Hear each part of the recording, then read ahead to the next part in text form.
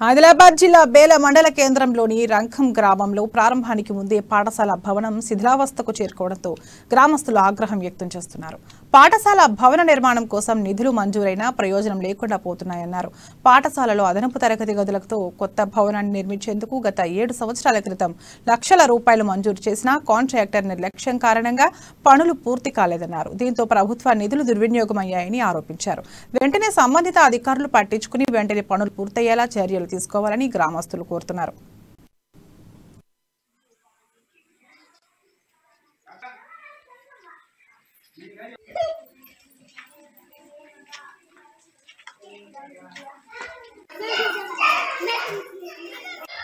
आपले खेड्यासाठी आम्ही लगेच प्रयत्न केले, अजूनही आमचे काम नाही झालेले आहे. फोडफाड केले, अजून बजेट आमची आली नाही आहे. साहेबांना आले होते, तुम्हाला साहेब तिथे तुम्हाला बजेट म्हणले, पूर्ण कंपाऊंड वॉल फोडून टाकले. साहेब शाळा बांधले, शाळेचं काही नाही झालं. आताही पाण्यामध्ये का नाही बदल करत आहे.